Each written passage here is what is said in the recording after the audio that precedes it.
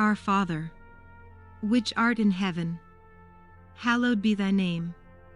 Thy kingdom come. Thy will be done in earth, as it is in heaven. Give us this day our daily bread, and forgive us our trespasses, as we forgive them that trespass against us. And lead us not into temptation, but deliver us from evil. For thine is the kingdom, the power, and the glory, forever and ever. Amen.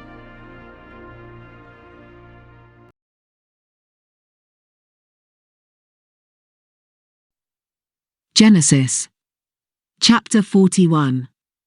At the end of 2 full years, Pharaoh dreamt. And behold, he stood by the river. Behold, 7 cattle came up out of the river.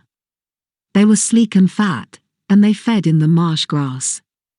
Behold, 7 other cattle came up after them out of the river, ugly and thin, and stood by the other cattle on the brink of the river. The ugly and thin cattle ate up the 7 sleek and fat cattle. So Pharaoh awoke. He slept and dreamt a second time. And behold, 7 heads of grain came up on one stalk, healthy and good. Behold, 7 heads of grain, thin and blasted with the east wind, sprung up after them. The thin heads of grain swallowed up the 7 healthy and full ears. Pharaoh awoke, and behold, it was a dream. In the morning, his spirit was troubled.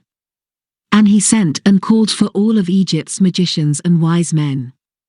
Pharaoh told them his dreams, but there was no one who could interpret them to Pharaoh. Then the chief cupbearer spoke to Pharaoh, saying, I remember my faults today. Pharaoh was angry with his servants, and put me in custody in the house of the captain of the guard, with the chief baker. We dreamt a dream in one night, he and I. Each man dreamt according to the interpretation of his dream. There was with us there a young man, a Hebrew, servant to the captain of the guard. And we told him, and he interpreted to us our dreams. He interpreted to each man according to his dream. As he interpreted to us, so it was. He restored me to my office, and he hanged him. Then Pharaoh sent and called Joseph. And they brought him hastily out of the dungeon. He shaved himself, changed his clothing, and came into Pharaoh. Pharaoh said to Joseph, I have dreamt a dream, and there is no one who can interpret it. I have heard it said of you, that when you hear a dream you can interpret it. Joseph answered Pharaoh, saying, It isn't in me. God will give Pharaoh an answer of peace. Pharaoh spoke to Joseph. In my dream, behold, I stood on the brink of the river. And behold, 7 fat and sleek cattle came up out of the river. They fed in the marsh grass. And behold, 7 other cattle came up after them, poor and very ugly and thin, such as I never saw in all the land of Egypt for ugliness. The thin and ugly cattle ate up the first 7 fat cattle. And when they had eaten them up, it couldn't be known that they had eaten them. But they were still ugly, as at the beginning. So I awoke. I saw in my dream, and behold, 7 heads of grain came up on one stalk, full and good. And behold, 7 heads of grain, withered, thin, and blasted with the east wind, sprung up after them. The thin heads of grain swallowed up the 7 good heads of grain. I told it to the magicians, but there was no one who could explain it to me. Joseph said to Pharaoh, The dream of Pharaoh is one. What God is about to do he has declared to Pharaoh. The 7 good cattle are 7 years. And the 7 good heads of grain are 7 years. The dream is one. The 7 thin and ugly cattle that came up after them are 7 years. And also the 7 empty heads of grain blasted with the east wind. They will be 7 years of famine. That is the thing which I have spoken to Pharaoh. God has shown Pharaoh what he is about to do. Behold, 7 years of great plenty throughout all the land of Egypt are coming. 7 years of famine will arise after them, and all the plenty will be forgotten in the land of Egypt. The famine will consume the land, and the plenty will not be known in the land by reason of that famine which follows. For it will be very grievous. The dream was doubled to Pharaoh, because the thing is established by God, and God will shortly bring it to pass. Now therefore let Pharaoh look for a discreet and wise man, and set him over the land of Egypt. Let Pharaoh do this, and let him appoint overseers over the land, and take up the 5th part of the land of Egypt's produce in the 7 plenteous years. Let them gather all the food of these good years that come, and store grain under the hand of Pharaoh for food in the cities, and let them keep it. The food will be to supply the land against the 7 years of famine, which will be in the land of Egypt, so that the land will not perish through the famine.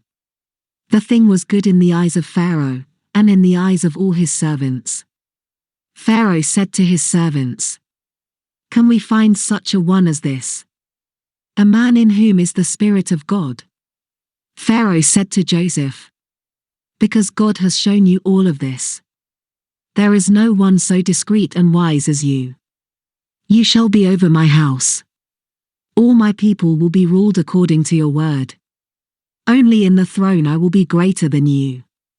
Pharaoh said to Joseph, "Behold, I have set you over all the land of Egypt."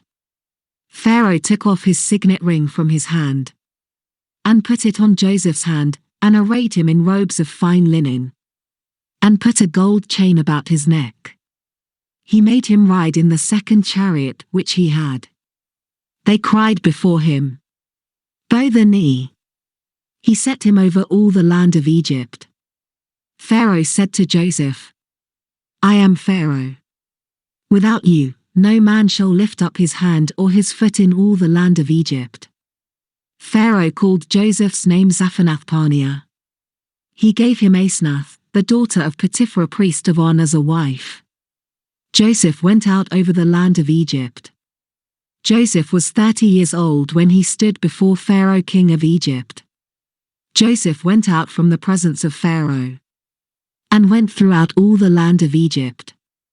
In the 7 plenteous years the earth produced abundantly. He gathered up all the food of the 7 years which were in the land of Egypt, and laid up the food in the cities. He stored food in each city from the fields around that city. Joseph laid up grain as the sand of the sea, very much, until he stopped counting, for it was without number. To Joseph were born 2 sons before the year of famine came, whom Asenath, the daughter of Potiphar priest of On, bore to him. Joseph called the name of the firstborn Manasseh, for he said, "God has made me forget all my toil, and all my father's house." The name of the second he called Ephraim, for God has made me fruitful in the land of my affliction. The 7 years of plenty that were in the land of Egypt came to an end.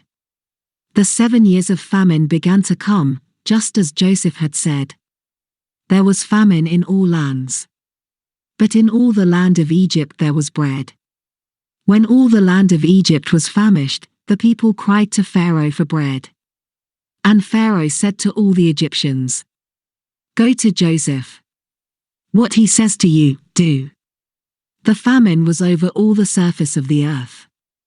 Joseph opened all the storehouses, and sold to the Egyptians. The famine was severe in the land of Egypt. All countries came into Egypt, to Joseph, to buy grain, because the famine was severe in all the earth.